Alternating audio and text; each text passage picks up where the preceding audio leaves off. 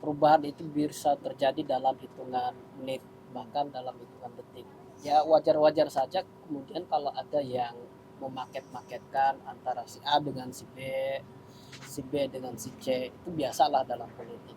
Cuma yang kita dapat informasi ya, dia udah kencang banget nih bahwa koalisi pilpres itu akan turun di koalisi pilkada. Deddy Mulyadi itu begitu keras banget kan mengkritisi program-program Emil, terutama petani milenial. Yang menurut Deddy apaan sih itu petani milenial gitu kan?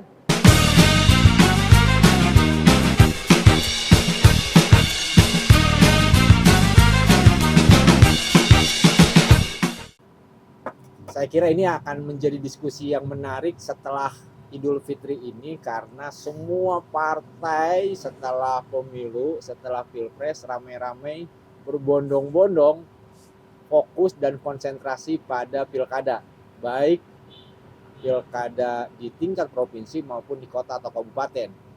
Tapi dari sekian pilkada, yang paling menarik tentu saja di provinsi adalah pilkada atau pemilihan gubernur.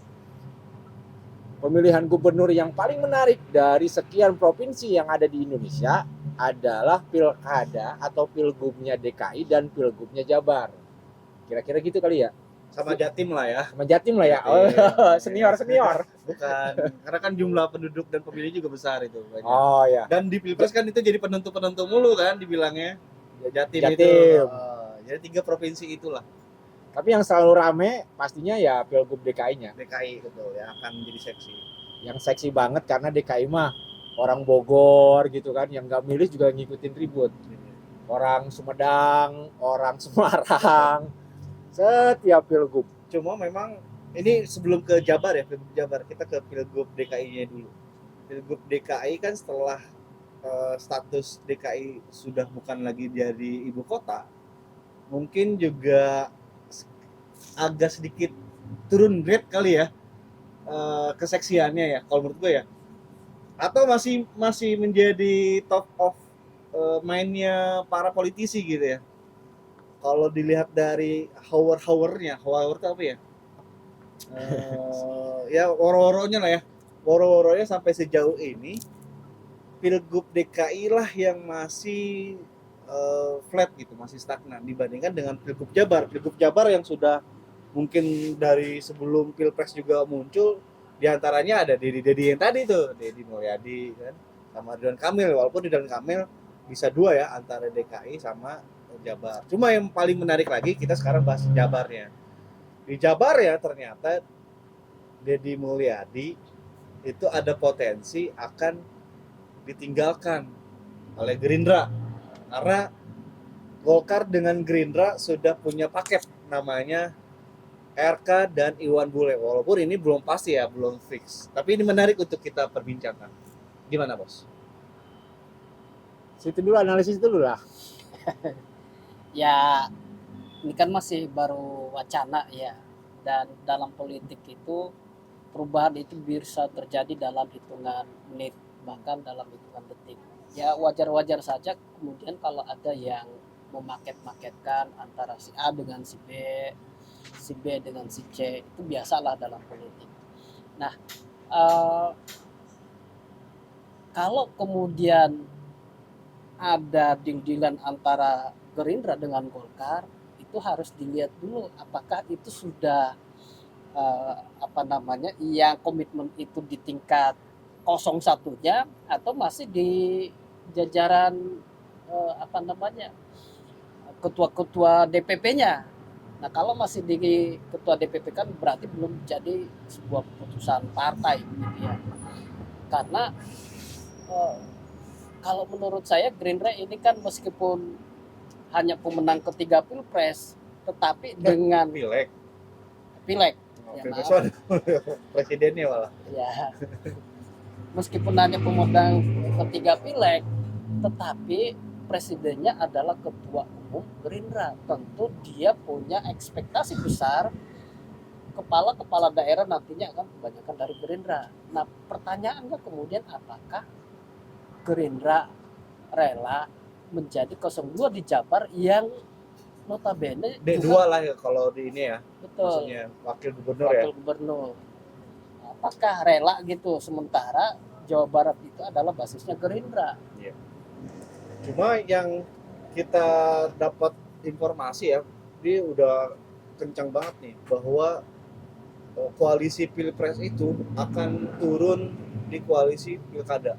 Artinya koalisi Indonesia Maju ya, terutama antara Golkar, Gerindra, PAN dan sebagainya, termasuk Demokrat ya, itu akan turun ke beberapa daerah, akan dipaksakan turun karena di beberapa daerah ya, termasuk di Jawa Barat aja sudah ada mulai ini pendekatan antara ketua-ketua DPD-nya terhadap ketua-ketua DPD di dalam koalisi Indonesia Maju itu.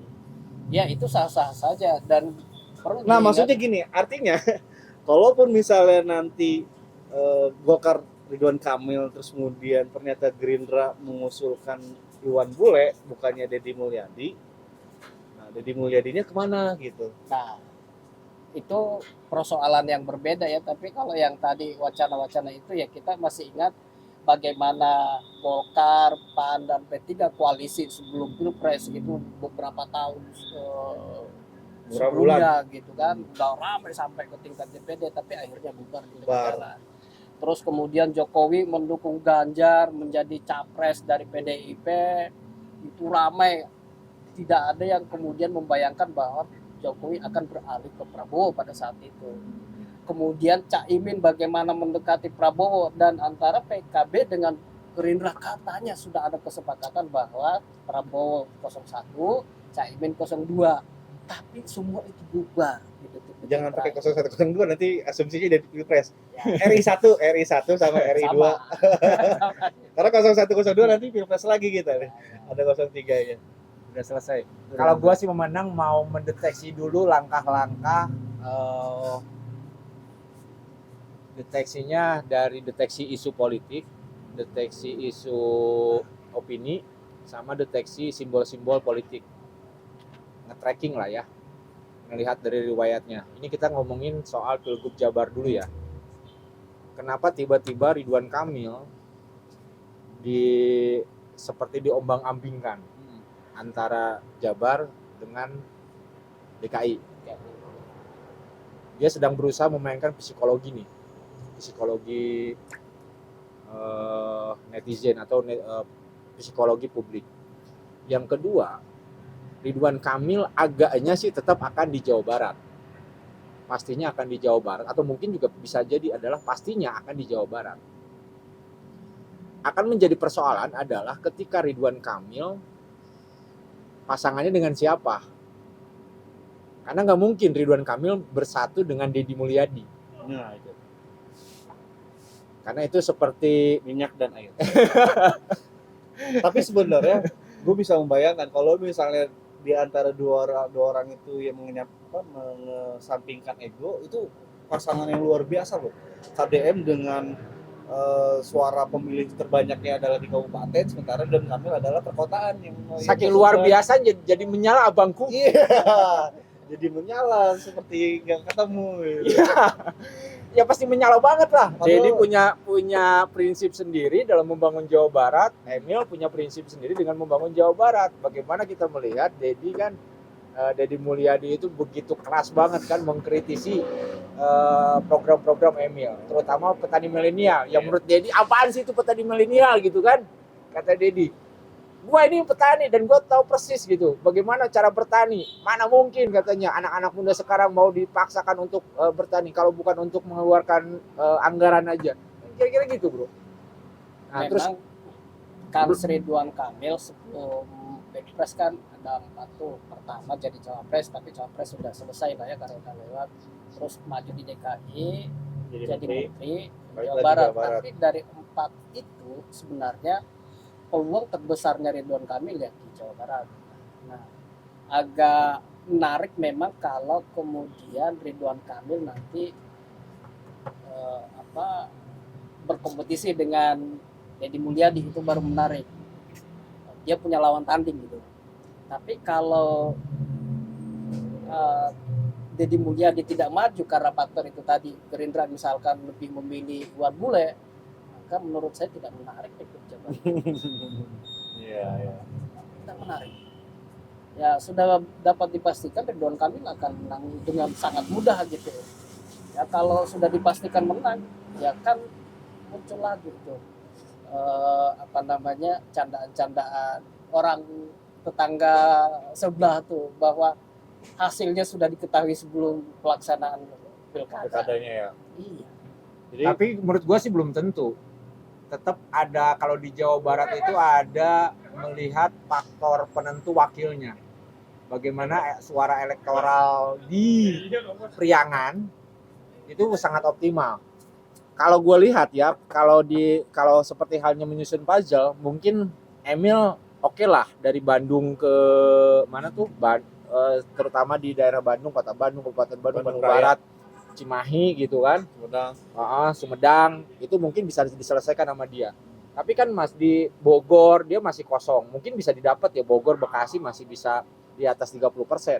Tapi untuk Priangan, nah Emil kan jadi problem tersendiri. Bagaimana ketika itu pun langkah-langkah Emil pun memaksakan diri mau menerima UU karena suara elektoral betul menyadari kekurangan di situ. ya di Priangan yang suaranya juga besar, dan kecenderungan yang sudah di Priangan itu kan elektoralnya masih tergantung sepuh gitu, tergantung kiai atau tergantung tokoh gitu. Nah, bisa jadi menggoda Iwan Bule pun mencoba masuk ke sana dengan berasumsi gua belum dapat konfirmasi sebetulnya, tapi ya namanya juga opini politiknya. Iya, enggak apa-apa ya. Iwan Bule masuk ke sana, dia tetap mencoba membawa Priangannya itu, Iwan Bule itu. Nah, yang jadi problem bagi gua, dia nyalek aja nggak dapat bro suaranya, nggak dapat kursi. Iya. Nah ini juga Tapi kenapa dia percaya diri ya? ini juga Dia akan dipasangkan ini, dengan Bos, Ridwan Kamil. menjadi bahan pertimbangan bahwa setelah Pilpres itu kan Pilpres tanggal 14 ya, tanggal 15 dan seterusnya itu ternyata RK sempat dipanggil oleh Jokowi katanya Pak Lurah bahwa akan dimajukan ke DKI. Ini informasi valid nih. Ya walaupun misalnya butuh cross check ya nanti tolong di cross check aja, tapi informasinya bahwa ini sudah dipanggil Pak Lurah untuk maju di DKI awalnya. Cuma karena DKI-nya PKS-nya masih kuat, akhirnya tidak disarankan untuk mengambil dari Jawa Barat gitu. Pada saat itu ternyata RK sudah bawa satu nama tuh untuk di DKI awalnya ya, yaitu Bima Arya, wali kota Bogor. Nah, cuma setelah di DKI itu mentah lagi karena lawannya PKS yang kemungkinan besar itu adalah Anies bisa berpotensi ya, walaupun misalnya Anies sudah menyatakan akan menjadi oposisi, tidak akan menjadi gubernur lagi ya. Tapi kan namanya politik tadi kita juga nggak tahu, semenit kemudian mungkin bisa berubah dan sebagainya. Nah, ketika membawa nama Bima Arya di DKI itu kemudian mentah, harus ada orang Jawa yang maju untuk di Pilgub DKI. Akhirnya Pak Lurah menyodorkan salah satu nama. Kaget namanya juga disebutkan. Siapa? Menteri PUPR coba.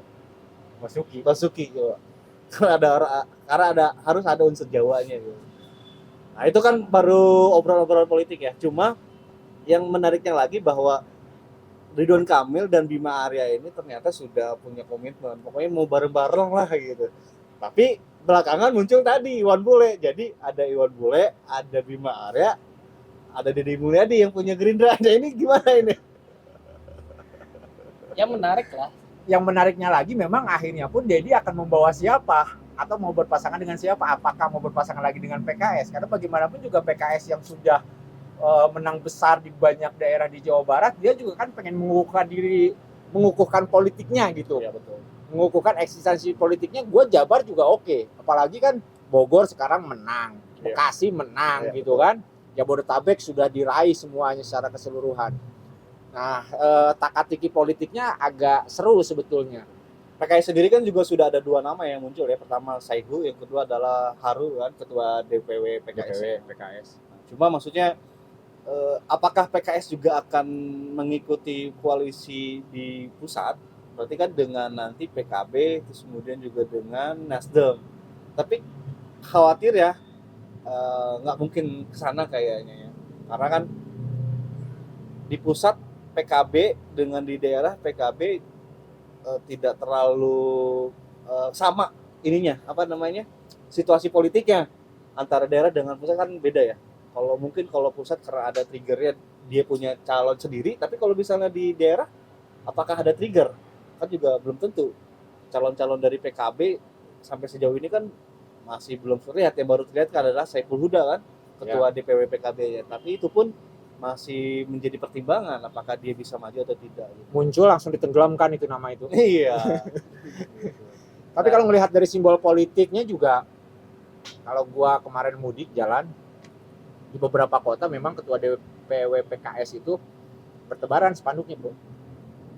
Ucapan selamat Idul Fitri Dari Saiful sama itu. ya. Ya kan ngapain sih buang-buang duit sih pasang spanduk gitu. Cuma Kan pilpresnya juga udah ya, pileknya juga udah ya. pilih juga udah, ya bagus sih. Karena kalau yang lain kan para caleg-caleg yang sudah terpilih gitu kan, terus caleg-caleg yang tidak terpilih pada ngumpet. Yang terpilih aja pada ngumpet mau lebaran, stres dia. Udah habis Bang, banyak ampun bang, katanya. Lu kenapa? Gue tanya kan, masih ada temen juga. Aduh, gua udahlah di sini aja lah, ngedekem katanya. Semedi ya. Semedi, atau permohonan THR dari sana sini. Iya benar. Ya udah, gua kasih ketupat aja deh sama gua nih. Lu nggak usah ngasih sama gua. Tapi balik lagi soal RK dengan Deddy Mulyadinya ya. Kalau misalnya ini bersatu memang tadi akan selesai, akan nggak seru juga. Tapi kalau misalnya ini akan berhadapan head to head, kira-kira berarti koalisi Indonesia Maju itu juga tidak turun di Jawa Barat, Ya. gitu kan? Ya, Ya memang harapan Airlangga sih udah mengklaim mengkonfirmasikan ya, bahwa akan sepertinya sama dengan Pilpres kan. Golkar dan Gerindra Iya. gitu kan. Nah, ini ada permainan apa nih? Ini dominasi Golkar juga agak menarik sebetulnya yang bisa kita sorot atau kita rekam. Cuman kayaknya kita obrolan Karena berikutnya gini, lah ya. dari informasi yang gue dapat juga, Golkar itu menargetkan 60% menang di Pilkada serentak 2024 ini. Buset.